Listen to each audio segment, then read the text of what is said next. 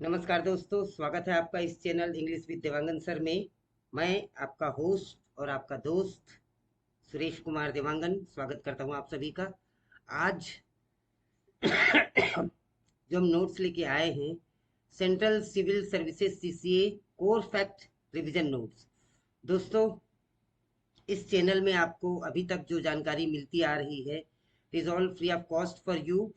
It needs your careful attention only and definitely it will lead to success।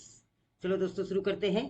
ये चूंकि आज quiz है, मैं इसमें आपको आंसर नहीं बताऊंगा। यदि आप पेन कॉपी लेके नहीं बैठे हैं तो वीडियो को पॉज कर दीजिए, तुरंत एक पेन और कॉपी लेकर बैठिए। आपका रजिस्टर हो तो ज़्यादा अच्छा है, जिसमें आप सारी चीज़ें नोट करें। मैं शुरू में केवल ये 5 फैक्ट आपके साथ में डिस्कस करूंगा और फिर 25 क्वेश्चन में देने वाला हूँ। मैं 5 प्रश्न के बाद 10 सेकंड के लिए रुकूंगा, आपको उत्तर बताऊंगा, आप चेक करेंगे। कमेंट बॉक्स में आप अपने मार्क्स लिखेंगे। दोस्तों याद रखिए, आप मार्क्स लिखेंगे कमेंट सेक्शन में कि आपको 5 में से कितने मार्क्स आए हैं, और इसी प्रकार से हम आगे बढ़ते जाएंगे। तो सबसे पहले ध्यान देने वाली जो बात है वो ये है, 1965 में December 1st 1965 CCS rule came into effect. It is all implemented to civilian central government servant। याद रखेंगे दोस्तों, इस पर प्रश्न रहेंगे। Suspension is not a penalty, and if you are detained or you are in the custody of police for 48 hours or more than that, you will be considered as suspended। You will, उसे हम कहते हैं deemed suspension। अगर कोई व्यक्ति suspend हो जाता है तो 90 डेज में उसका रिवीजन आवश्यक है। It will be revised within 90 days. It is mandatory activity, otherwise it will be considered as invalid, या फिर उसे इनवैलिड माना जाएगा। और एक बार सस्पेंड हो गया व्यक्ति तो उससे 180 डेज का फिर से यदि 90 डेज में रिवीजन होता है तो it will be extended for next 6 month, that is 180 days maximum, not more than that. आगे बढ़ते हैं। फिर यदि कोई सेंसर आपको इशू होता है, निंदा सेंसर जो होता है, it is written communication to the employee and it is the minimum penalty। it's a minor penalty and considered as minimum penalty। इससे छोटा पेनाल्टी कुछ हो नहीं सकता। warning is not a penalty, remember it friend, warning is not at all a penalty। Major penalty की जब हम बात करते हैं तो कम्युलेटिव इफेक्ट के साथ पे रिडक्शन यदि जब आपका होता है तो उसे माइनर मेजर पेनाल्टी माना जाएगा। यदि डिसमिसल होता है, दोस्तों डिसमिसल और रिमूवल, इसमें बिल्कुल कंफ्यूज होने की जरूरत नहीं है। मैंने जो बताया है दैट इज फाइनल। डिसमिसल इसका मतलब फ्यूचर एम्प्लॉयमेंट अफेक्टेड होता है। फ्यूचर एम्प्लॉयमेंट आप कभी भी भविष्य में और कोई भी नौकरी नहीं कर पाएंगे। रिमूवल जो होता है उससे छोटा हिस्सा है ये भी मेजर पेनाल्टी। इसमें आपका फ्यूचर एम्प्लॉयमेंट प्रभावित नहीं होगा, लेकिन हाँ पेंशन, ग्रेचुइटी, ये सारी चीजें प्रभावित होती है। ध्यान रखना दोस्तों। Natural justice, proper procedure is essential to follow the process of natural justice. और यदि आपके प्रोसीजर में कोई भी प्रोसीजर लेफ्ट किया जाता है, आपके साथ जो सस्पेंशन का ऑर्डर इशू हुआ है, प्रक्रिया चलिए, उसमें कोई भी प्रक्रिया का लैप्स होता है तो court can cancel the whole proceeding. तो दोस्तों ये था हमारा अभी तक का रिवीजन, और अब हम चलते हैं अपने क्वेश्चंस की ओर। Friends, here on your screen 25 high level MCQs based on CCA conduct for KVS principal, vice principal and LDCE limited departmental competitive examination. So here we go friends. मैंने पहले भी कहा है आंसर मैं नहीं बताऊंगा, आंसर 5 प्रश्न के बाद बताऊंगा। प्रश्न आप मेरे साथ साथ पढ़ते जाएंगे, ज्यादा समय नहीं देंगे आपको। Under CCA rule, suspension is legally classified as. Suspension को हम क्या कहते हैं? Major penalty, minor penalty, non penal administrative major, या फिर फाइनेंशियल पनिशमेंट। आप अपने आंसर मार्क कर लीजिए ABCD। Question number 2, deemed suspension becomes operative when detention exceeds. जब डिटेंशन बढ़ जाता है 24 आवर्स, 36 आवर्स, 48 आवर्स, 72 आवर्स, तब उसे डीम्ड सस्पेंशन माना जाएगा। अभी अभी मैंने आपको बताया था। अपने आंसर मार्क कर लीजिए। Question number 3, failure to review suspension within the prescribed 90 days यदि 90 डेज में आपके सस्पेंशन का रिव्यू नहीं होता है तो उसे क्या कंसीडर किया जाएगा? ऑटोमेटिक कंटिन्यूएशन मान लिया जाएगा कि इनवैलिड कंटिन्यूएशन ऑफ सस्पेंशन, कि कन्वर्जन इनटू लीव, या मेजर पेनाल्टी प्रोसीडिंग आगे बढ़ा दी जाएगी? दोस्तों आप अपने आंसर मार्क कर लीजिए. These are the question, friends, that will be asked in the examination, and then you need not think about it directly. Yes, Devangan sir has said, and we have to mark the answer. आगे बढ़ते हैं दोस्तों. Question number 4, which of the following is the minimum statutory penalty under CCS CC? अभी अभी बताया था मैंने, warning, sensor, विथहोल्डिंग increment या रिकवरी फ्रॉम पे. Question number 5, reduction to a lower stage in a pay with cumulative effect is treated as. Reduction to a lower stage, आपको upper stage से lower stage में किया गया है, in pay with cumulative effect. Cumulative effect है तो उसे क्या माना जाएगा? Minor penalty, administrative action, advisory major और मेजर पेनाल्टी. उसके बाद चलिए दोस्तों हम प्रश्न 10 कर लेते हैं. 10 प्रश्न के बाद में मैं उत्तरों की समीक्षा करेंगे हम, और उत्तर की भी व्याख्या दूंगा मैं, आप चिंता ना करें. Question number 6, rule governing major. दोस्तों take the quiz very seriously. जैसा कि मैंने पहले भी कहा, आपको पेन कॉपी लेके बैठिए, अपने आंसर मार्क कीजिए. जिन दोस्तों ने ये लाइव क्लास अटेंड किया था उसके लिए एक बार फिर से रिवीजन का सुनहरा मौका है. उस समय आपको 25 में से हो सकता है 17, 18 या 19 या 20 नंबर आए हो, लेकिन इस बार आप इस वीडियो को पुनः देख रहे हैं तो आपको पूरे 25 में से 25 नंबर आने चाहिए दोस्तों. उसके बाद में फिर हम 20 प्रश्न इंटरव्यू के डिस्कस करेंगे जो आपके डिस्क्रिप्टिव में भी काम आएंगे. क्वेश्चन नंबर 6 आपके सामने, rule governing major penalty inquiry procedure is. Major penalty के लिए जो रूल एप्लीकेबल होता है वो कौन सा है? रूल 11, 14, 16 या 18. तो दोस्तों ये चारों आपको याद होने चाहिए कि 11 किसके लिए, 14 किसके लिए, 16 किसके लिए, 18 किसके लिए. ये मैंने अपने प्रीवियस वीडियोज में पूरा एक्सप्लेन किया है और आपने इसे बहुत अच्छे से पढ़ा है. प्रश्न 7, standard of proof in departmental inquiry is based on. Standard of proof in departmental inquiry is based on proof beyond reasonable doubt, conclusive documentary evidence only, और प्रीपोंडरेंस ऑफ प्रोबेबिलिटी और एडमिशन ऑफ गिल्ट ओनली. उत्तर mark कर लीजिए. अगला प्रश्न है, simultaneous crime and departmental proceeding are. Simultaneous criminal and departmental proceedings are, इन्हें क्या कहा जाता है? Always barred, always mandatory, allowed depending on fact, या allowed only after conviction. दोस्तों प्रश्न क्रमांक 9, 9 to 16 I have named as procedural and penalty provision. अभी तक जो क्वेश्चन नंबर 1 से लेकर 9 तक थे उनका हेडिंग मैंने कुछ अलग दिया था. देखिए, they were based on fundamental concept. Fundamental concept यदि आपका क्लियर है तो फिर आप आगे बढ़ते हैं. Procedural and penalty provisions. दोस्तों इस सीक्वेंस को, इस टेस्ट को मैंने इस सीक्वेंस से बनाया है कि हम सबसे पहले टॉप में है, फिर बॉटम धीरे धीरे धीरे धीरे नीचे जा रहे हैं. तो पूरे सीक्वेंस से आपको पढ़ने का मौका मिलेगा. मैं हिंदी शब्दों का प्रयोग इसलिए कर रहा हूँ क्योंकि प्रश्न को तो मैं इंग्लिश में पढ़ ही रहा हूँ, प्रश्न आप पढ़ ही रहे हैं.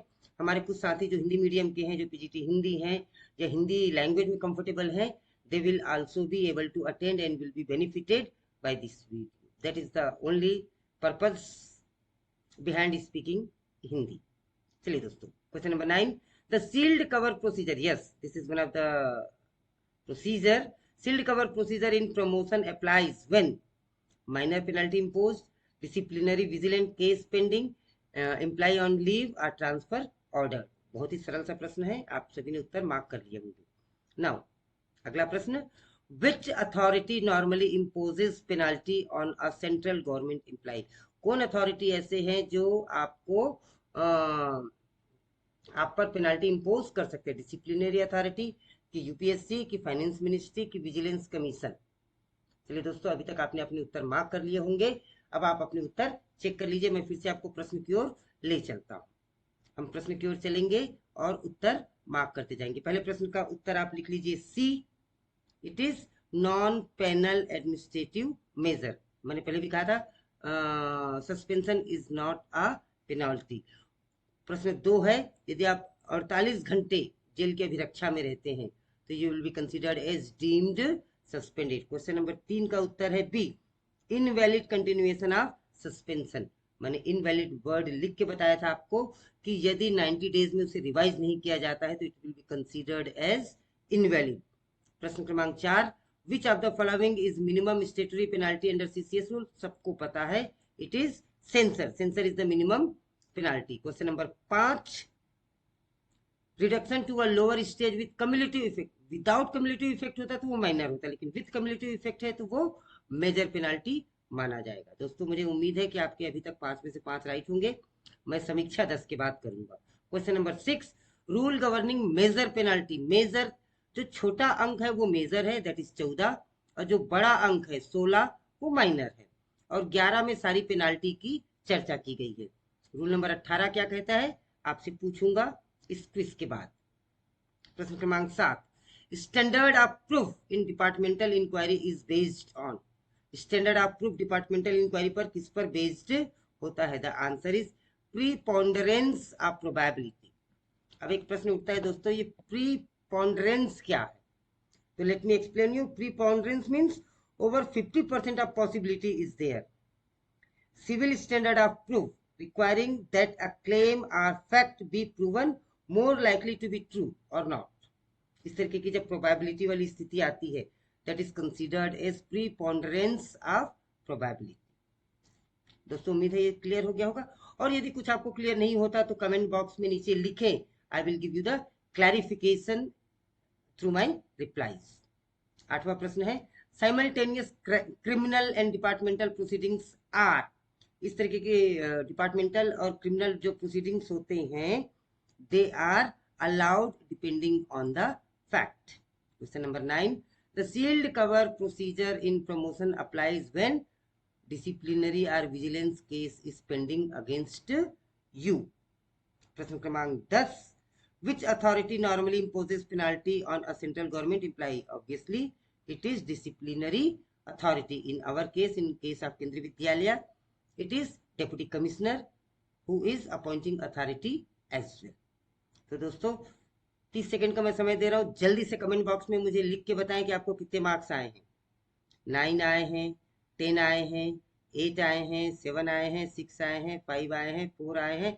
जितने भी आए हैं आप फटाफट कमेंट कीजिए ताकि मुझे भी पता चले कि मेरे पढ़ाने के बाद में, और हो सकता है कि आप सीधे इस वीडियो में आए हो, तो I will suggest you to go to the previous videos. Lots of videos on CCS conduct rule and CCA rules are available in this channel. Go through them so that you may improve your marks here.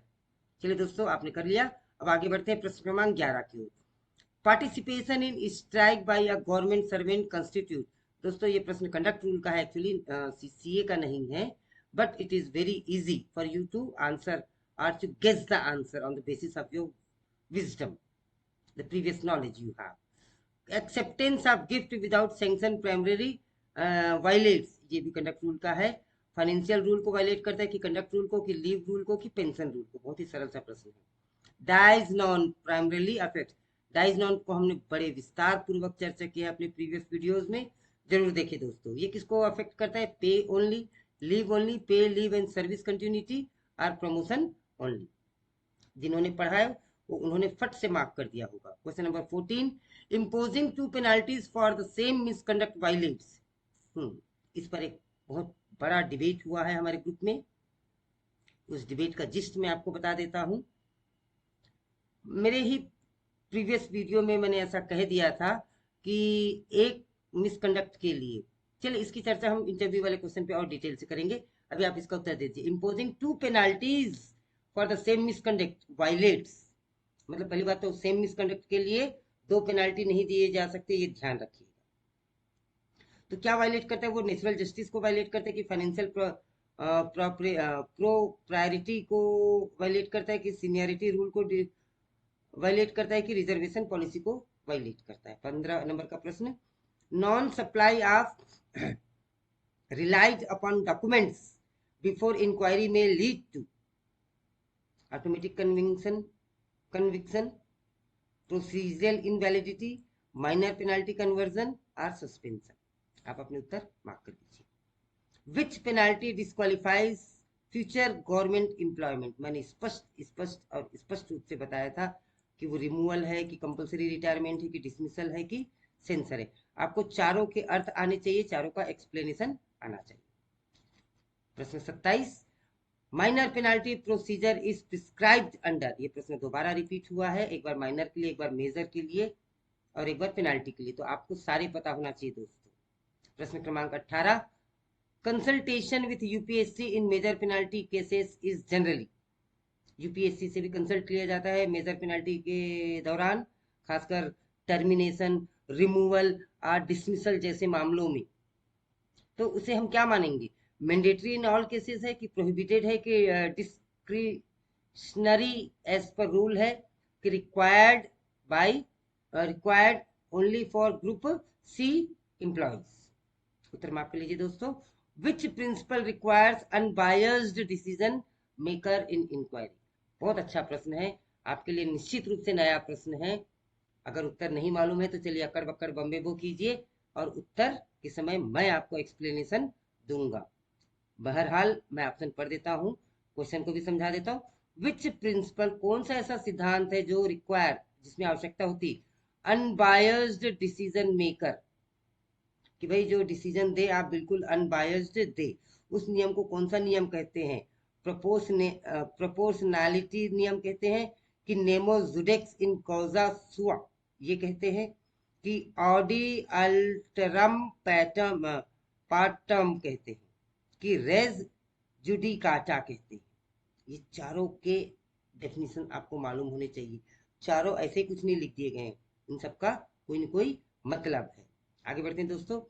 Penalty enhancement in appeal is permissible only after.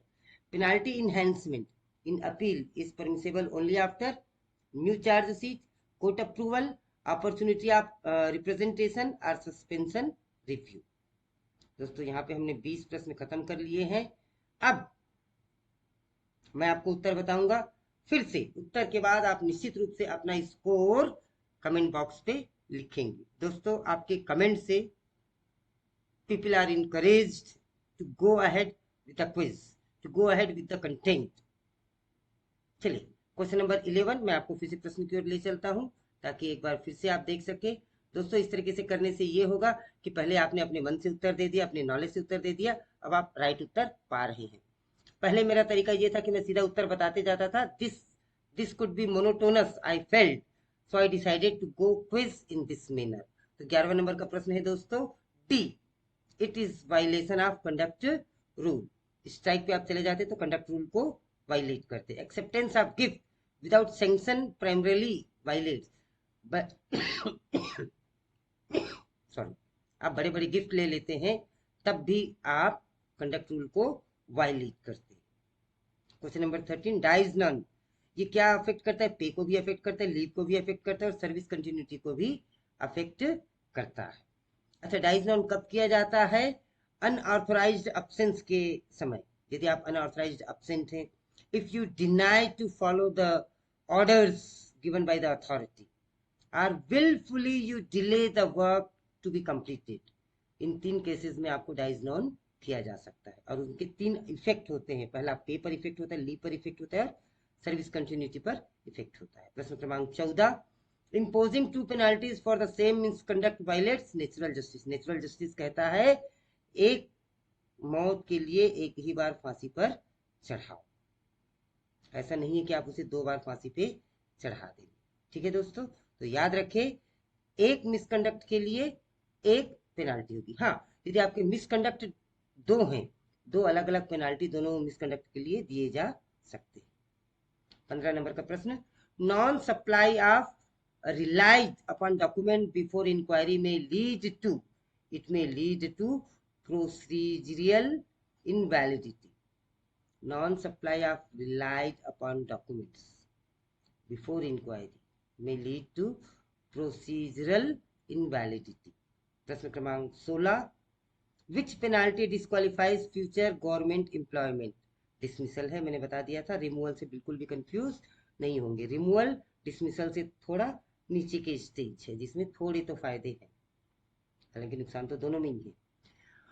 Minor penalty procedure is prescribed इन, मैंने बोला था छोटा जो होता है वो बड़ा होता है, बड़ा जो होता है वो छोटा होता है, मतलब 14 अंकों में छोटा है लेकिन ये मेजर पेनाल्टी को इंडिकेट करता है, 16 अंकों में बड़ा है लेकिन ये माइनर पेनाल्टी को इंडिकेट करता है। और रूल नंबर 11 सारी पेनाल्टीज को डिस्क्राइब करता है। रूल नंबर 10 टोटल सस्पेंशन को डिस्क्राइब करता है।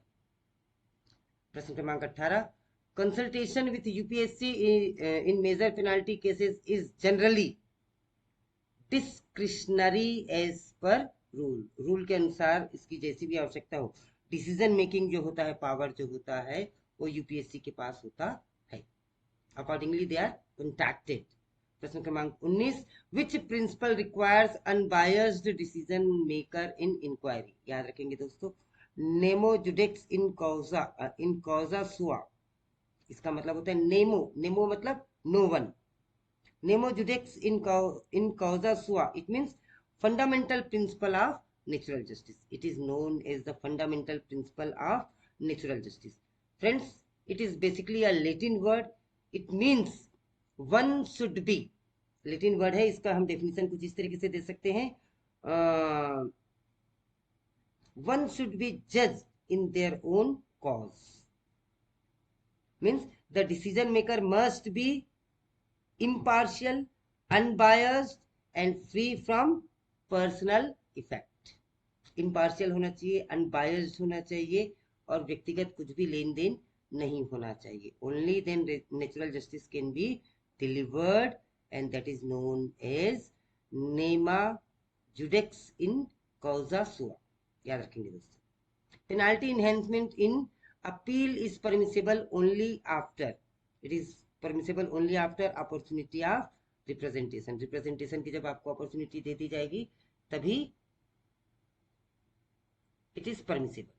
दोस्तों अभी हमने नेक्स्ट 10 क्वेश्चन किए, अब आप देख लीजिए कि इन 10 क्वेश्चन में आपको कितने आए, तो आपके टोटल 20 में से कितने मार्क्स हो गए, जल्दी जल्दी मुझे बताएं. 17 आए, 18 आए, 15 आए, 16 आए, 14 आए, कि 13 आए, कि 19 आए, कि 20 आए.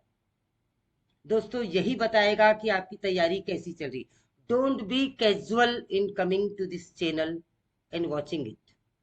Friends, be serious. You have very less time. If you are preparing it and want to crack the examination, you need to be serious. You need to work hard. If somebody is delivering a speech for you, must be respected. Have pen and copy, write it down, and don't be shy to reveal your marks. Next time you watch it again and come with a better performance. बहरहाल प्रश्न क्रमांक 21 private tuition by a government teacher without permission violates, यदि कोई teacher private tuitions लेता है बिना किसी permission के तो वो किसे वायलेट करता है, अपना उत्तर मार्क कर लीजिए. A non speaking disciplinary order is vulnerable because it violates, ये क्या वायलेट करता है, equality clause, natural justice requirement of reasoned decision, की फाइनेंशियल कोड, की डेलीगेशन रूल. प्रश्न क्रमांक 23 डिपार्टमेंटल इंक्वायरी में proceed even after acquittal, acquittal एक नया वर्ड है, एक्विटल व्हेन, एक्विटल का मतलब है यदि आपको दोष मुक्त करार दिया गया है, आपको कोर्ट ने सबूतों के आधार पर या कम सबूत होने के आधार पर दोष मुक्त करार दिया है या आपको बरी कर दिया है, उसके बाद भी आपके ऊपर डिपार्टमेंटल इंक्वायरी लगाई जा सकती है. कौन से केसेस में, एक्विटल इज ऑनरेबल या charges identical and disapproved or misconduct proved on service standard, या फिर कोर्ट प्रोहिबिट्स एक्शन. चलिए प्रश्न क्रमांक 24 which doctrine guide selection of proportionate penalty, proportionate penalty कौन सी डॉक्ट्रिन सेलेक्ट करती है, legitimate expectation, promissory estoppel, proportionality or Weber. चलिए उत्तर मार्क कर दीजिए. दोस्तों आज का अंतिम प्रश्न, 25 प्रश्न का टारगेट था दोस्तों कि हम समय से 25 प्रश्न कर ले और 25 मिनट में हमने 25 प्रश्न कर लिया है. This is the beauty of the channel. I don't want to waste your time, neither I will do anything that will cause any wastage of time. तो चलिए उत्तर की ओर आगे बढ़ते हैं. प्रश्न क्रमांक 25 में हम आ गए हैं.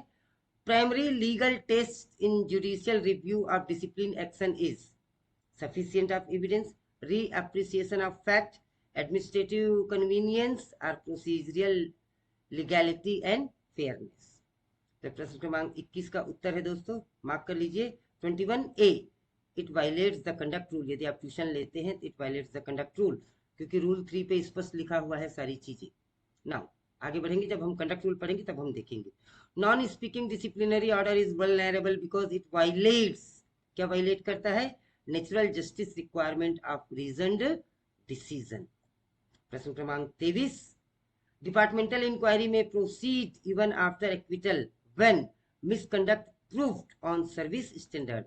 If on service standard misconduct is proved, then even after acquittal inquiry may be conducted. 24 question, which doctrine guides selection of proportionate penalty? It is proportionality. अंतिम प्रश्न आज का, and the correct answer is D, procedural legality and fairness.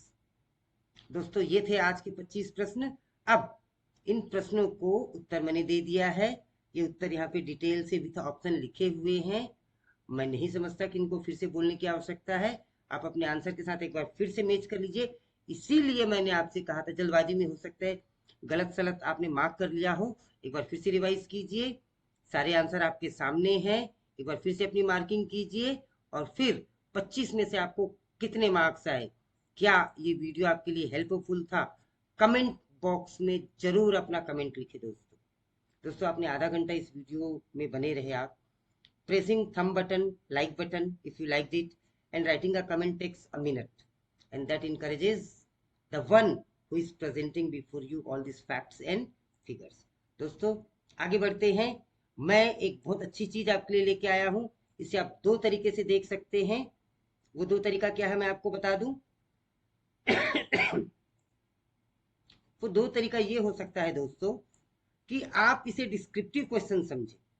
जब आपसे जो पूछा जाए या इंटरव्यू में आपसे पूछा जाए तो आपको पूरी रामायण नहीं गानी है। उन्होंने संक्षेप में पूछा, आप संक्षेप में उत्तर दीजिए, लेकिन सटीक उत्तर दीजिए, सही शब्दों का प्रयोग कीजिए। घुमा फिरा के बात मत। वहां पे जो बैठे घाघ लोग बैठे हैं, they are men of wisdom, they are the fountain of illuminating ideas,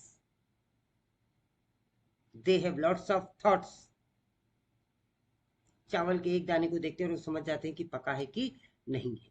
तो उनके सामने हम कुछ भी बात करें तो बड़ी सोच समझ कर बात करें। देखिए प्रश्न को देखें और उत्तर के स्टैंडर्ड को देखें। दोस्तों चलिए समझते हैं। What is primary objective of CCS rule?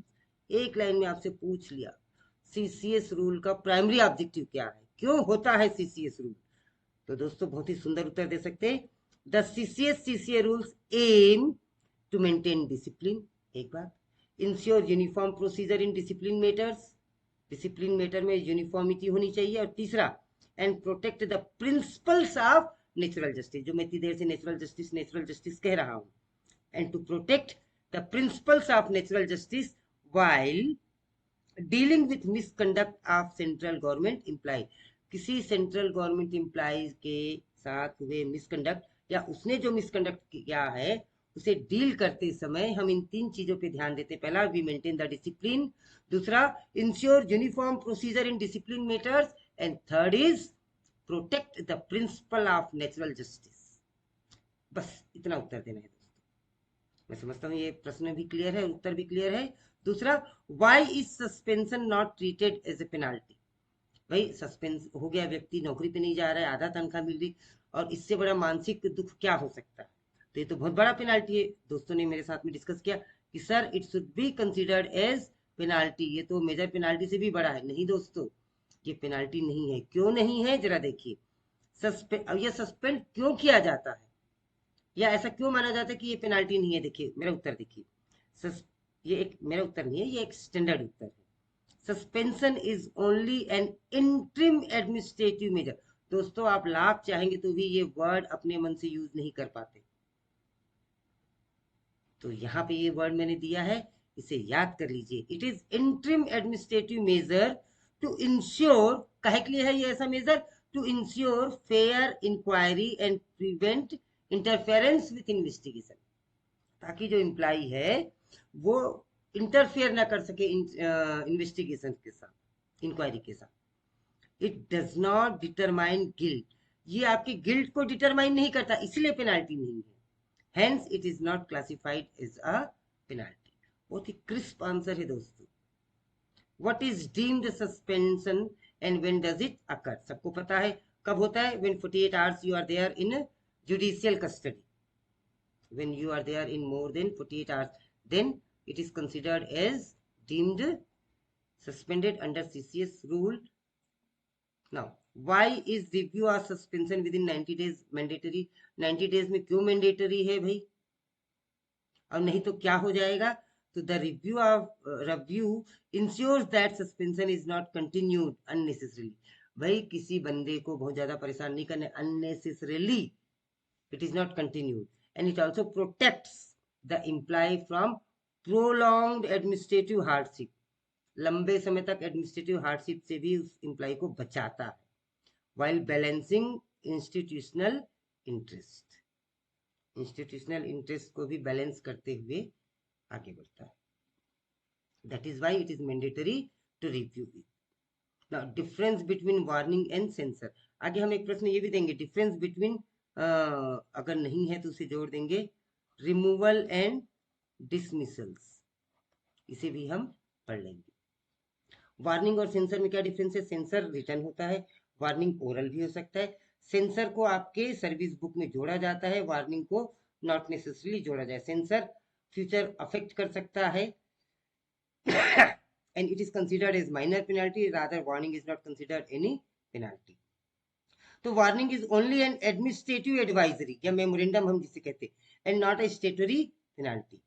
whereas censor is minimum formal penalty recorded under CCS rule. बस इतना सा कहना है दोस्तों. और डिस्क्रिप्टिव 4 नंबर का उत्तर आता है तो थोड़ा सा उसे लेंथ दे देंगे.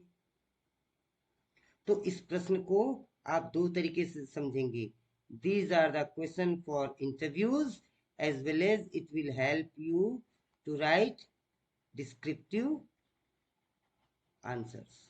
I hope friends I am useful and helpful to you to understand the topic and to provide better answer. Now, what are essential principles of natural justice in disciplinary proceeding? Disciplinary proceeding में natural justice क्या है? दो बातें बतानी है आपको. तो the two core principles are right to be heard. भाई सुनने की आजादी हो, और इसे हम कहते हैं ऑडी अल्टरम पैटर्न. याद कीजिए एक प्रश्न में आया था ये, जब मैंने आपको एक्सप्लेन किया था. क्या एक्सप्लेन किया था मैंने? याद कीजिए, नेमो जुडेक्स इन कॉजा सुआ. तो ये अनबायस्ड है, और ये क्या है? Right to be heard, that is audi alteram partem. और दूसरा, decision by an unbiased authority, that is nemo judex in causa sua. ये दोनों आपको एक्सप्लेन हो गए. दोनों को याद रखेंगे, ये दोनों फ्रेज है, दोनों लेटिन फ्रेज है. इंटरव्यू के क्वेश्चन को हम कंटिन्यू करते हैं. प्रश्न क्रमांक 7 की ओर आगे बढ़ते हैं. Can 2 penalties be imposed for same misconduct and why? तो सीधा सीधा आंसर हो जाएगा नो. इसको मैंने ऐसे समझाया था आपको. A person is charged for this misconduct and this misconduct. For this misconduct he is given 1 penalty and for this misconduct he is given 1 penalty. Total he is given 2 penalty. It is possible because misconduct is too different. But for this penalty, this misconduct only, you cannot give him multiple punishment. Multiple penalties cannot be imposed. It is against natural justice. दोस्तों इसको याद रखेंगे. कई जगह आप पढ़ते हैं तो आप कंफ्यूज भी हो जाते हैं. फैक्ट एंड फिगर पर भरोसा करें. इसका उत्तर मुझे नहीं लगता पढ़ने की आवश्यकता है, फिर भी कुछ दोस्तों के लिए मैं पढ़ देता हूं इसे. No, imposing double punishment violates the doctrine of natural justice and proportionality under disciplinary jurisprudence. ठीक है. What is the role of a principal in disciplinary proceeding in KVS? केंद्रीय विद्यालय संगठन में प्रिंसिपल का डिसिप्लिनरी प्रोसीडिंग में क्या रोल होता है? बहुत बड़ा रोल होता है भाई. कैसे क्या रोल होता है? The principal ensures rule compliance, rule complaint initiation of proceeding. Complaint initiation तो वही करेंगे प्रोसीडिंग. वो ये भी देखेंगे कि फेयर इंक्वायरी हो, डॉक्यूमेंटेशन प्रॉपर हो, and protection of institutional discipline का प्रोटेक्शन हो while safe guarding employees right. और साथ ही साथ वो ये भी चेक करते हैं कि एम्प्लॉइज के राइट्स की भी हनन ना हो। Now what constitute misconduct under conduct rule, ये कंडक्ट रूल से आगे है प्रश्न दोस्तों। अभी कंडक्ट रूल हमने पढ़ा नहीं है, फिर भी आप इसका उत्तर दे सकते हैं। मिसकंडक्ट क्या होता है कंडक्ट रूल के अंदर? मिसकंडक्ट इंक्लूड्स, तीन चीजें ध्यान रखिए, lake of integrity, dereliction of duty, violation of lawful order, and participation in strike, and disclosure of official information without authority. बिना अथॉरिटी के परमिशन के ऑफिशियल इंफॉर्मेशन को लीक करना is also violation of conduct rule. Lake of integrity, dereliction of duty, violation of lawful order, or participation in strike. All these things include violates conduct rule. Why is absolute integrity emphasized in conduct rule? Absolute integrity क्यों होना चाहिए भाई?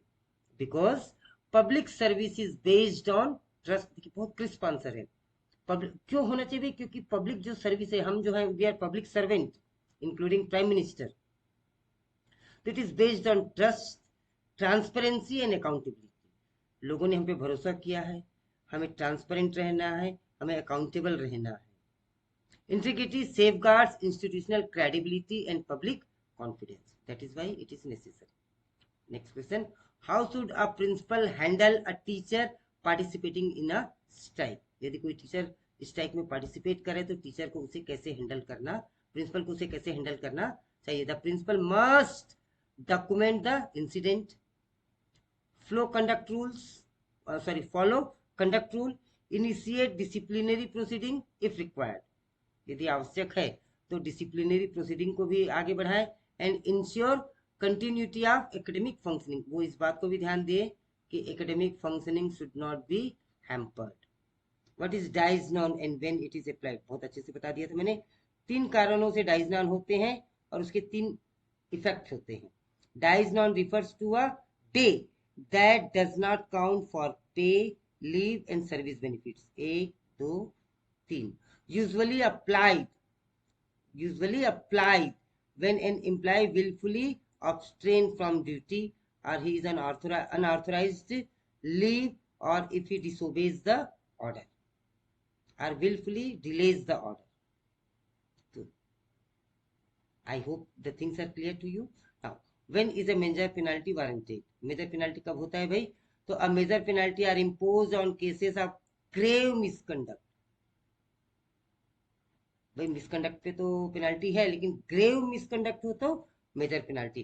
Financial irregularity है, जब कभी भी आप suppose it is case related to women तो मॉरल टर्प्यूड आ जाता है।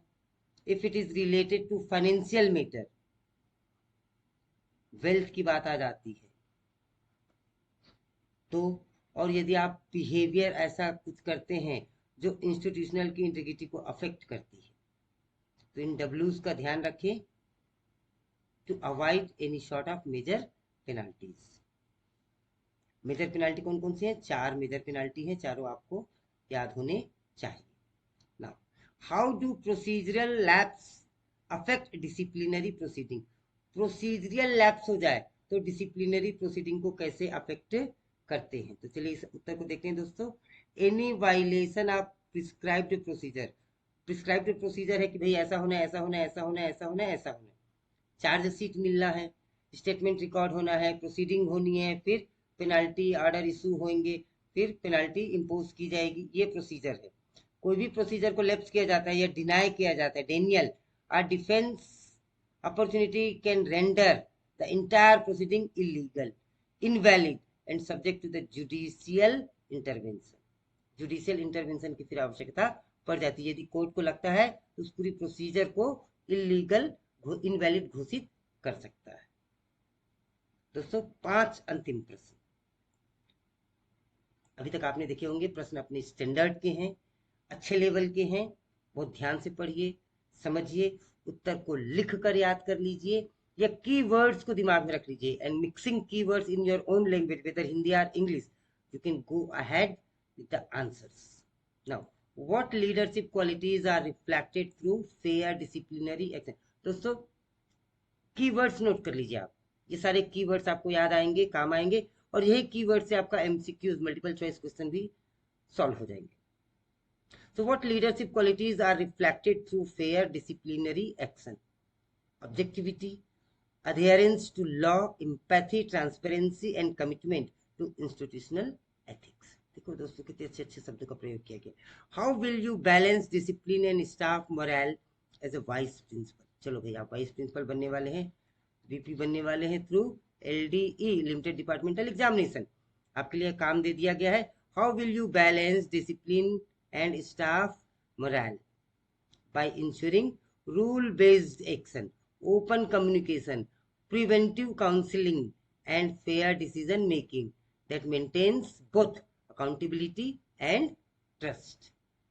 दोस्तों आइडियल आंसर देना है हमें, और आइडियल आंसर और अच्छा आंसर देने के लिए वर्ड्स हमें याद रखने होंगे. What is the importance of documentation in disciplinary cases? Disciplinary cases में डॉक्यूमेंटेशन क्यों आवश्यक है? Proper documentation ensures transparency, legal sustainability and defensibility of administrative decision. देखो दोस्तों इतने भारी भारी शब्दों का प्रयोग हो सकता है हम ना कर पाए जब तक ना पढ़े हो, तो फिर इसी बातों को हम गोलमोल तरीके से कहेंगे और फिर हमारी बातों में गहराई दिखेगी नहीं और हम इंटरव्यू में फेल डिक्लेयर माने जाएंगे. और यदि हम कम बोलते हैं, अच्छा बोलते हैं, अच्छे शब्दों का प्रयोग करते हैं, इसीलिए दोस्तों यह वीडियो आपके लिए बहुत इंपॉर्टेंट है. और कितना इंपॉर्टेंट है और कितना अच्छा लगा आपको कमेंट बॉक्स में लिखना ना भूले दोस्तों, क्योंकि ये कंडक्ट रूल पे मैं इंटरव्यूज और एमसीक्यूज लेके आया हूँ. यदि आपके कमेंट मुझे इनकरेज करते हैं तो सभी टॉपिक्स पर मैं इसी प्रकार के इंटरव्यू के क्वेश्चंस और एमसीक्यू एक्सप्लेनेशन टेस्ट वाइज, जैसा आज मैंने टेस्ट लिया वैसा ही मैं लेके आता रहूंगा दोस्तों. ये सब कुछ डिपेंड करता है आपके कमेंट पे. यदि आप चाहते हैं तो कमेंट बॉक्स पे लिखे और मुझे वो टॉपिक बताएं जिस टॉपिक पे आप इस प्रकार से इंटरव्यू के प्रश्न चाहते हैं. एडमिनिस्ट्रेटिव एंड फाइनेंस का जो है, एडमिनिस्ट्रेशन एंड फाइनेंस के टॉपिक्स 19 टॉपिक दिए गए हैं, उस पर सभी टॉपिक पर मैं इस प्रकार की वीडियोस आपके लिए लेकर आ सकता हूँ. चलिए आगे बढ़ते हैं दोस्तों. What is importance of documentation इन हमने पढ़ लिया है. Can promotion be granted during pending disciplinary proceeding? नहीं. Sealed cover envelope procedure will be follow, बंद लिफाफा की प्रक्रिया फॉलो की जाएगी. Generally promotion is withheld until the employ is exonerated. Exonerated को हम हिंदी में कहेंगे जब तक उसे बाइज्जत बरी नहीं कर दिया जाता है. Until and unless employee is exonerated or proceeding conclude as per vigilance and disciplinary norms, तब उसके वो sealed envelope procedure is adopted. How do conduct rules support school governance? School governance को conduct rule कैसे support करता है? They establish ethical standard, regulate behavior and create a disciplined academic environment essential for effective school administration. दोस्तों 20वां प्रश्न, as a future principal, चलिए आपको principal घोषित कर दिया गया. As a future principal what is your philosophy regarding discipline? ये तो कॉमन सा क्वेश्चन है दोस्तों, पूछा जा सकता है, तो आपको बहुत क्रिस्प आंसर देना है. माई फिलॉसफी, अब माई मतलब आपका हो गया. My philosophy is preventive, corrective and just, न्यायप्रिय. डिसिप्लिन मस्ट रिफॉर्म, और डिसिप्लिन का उद्देश्य क्या है? It must reform behaviour, protect institutional integrity and uphold fairness rather than merely punishment. Disciplinary authority बन गए आप तो इसका ये मतलब सजा देना ही मतलब नहीं होना चाहिए. पनिशमेंट चाहिए, बच्चों पे भी अप्लाई होता है. हम बच्चों पे डिसिप्लिनरी कोई एक्शन लेते हैं तो वो हमारा मेजर जो है institutional, to protect the institutional integrity होना चाहिए. Uphold fairness rather than merely punishment, और उसका एक पॉजिटिव इम्पैक्ट भी होना चाहिए. करेक्टिव मेजर्स होना चाहिए, जस्ट होना चाहिए एंड प्रिवेंटिव होना चाहिए. तो दोस्तों ये था 20वां प्रश्न, और इसी के साथ आज का वीडियो अब हम समाप्ति करने की ओर हैं। This comprehensive revision guide covers all essential aspects of CCS, CCA and conduct rule for KVS principal, vice principal, LD preparation. Master this concept through repeated practice and application of principles to real world scenario. दोस्तों आज की video में बस इतना ही। ये देखिए, ये वो चैनल है जिसके माध्यम से आप पढ़ रहे हैं। जैसे ही आप इसे अपने PDF में, ये PDF आपको इसी वीडियो के डिस्क्रिप्शन बॉक्स में मिल जाएगा। दोस्तों आप जब इस चैनल को, इस लिंक को क्लिक करते हैं, चैनल की ओर डायरेक्ट हो जाएंगे। कॉम्पिटिटिव सीरीज के नाम से सारे वीडियोस मौजूद है। प्रिंसिपल वाइस प्रिंसिपल के नाम से प्लेलिस्ट है, उस पर बहुत सारे वीडियोस मौजूद है, आप उस पर जा सकते हैं। और जो आज हमने टॉपिक पढ़ा CCS कंडक्ट रूल, उसको और डिटेल से आपको पढ़ना है तो इस वीडियो को क्लिक करें। ये एक मैराथन वीडियो है जो 1 घंटा 42 मिनट 44 सेकेंड का है, जिस पर मैंने 104 प्रश्न CCS रूल के स्वामी के द्वारा दिए गए बुक से, डिसिप्लिनरी बुक से डिस्कस किया है दोस्तों। And I promise question will not be away from them. वो एज इट इज नहीं आएंगे, but if you know the answer of all those 104 question, I guarantee you not a single question will be wrong. Till then दोस्तों बने रहिए video पे। Comment section में जरूर जाएं, कमेंट करें। और अभी तक अगर आपने चैनल को सब्सक्राइब नहीं किया है तो आगे भी मत कीजिएगा। नमस्कार दोस्तों, good night, see you in the next video.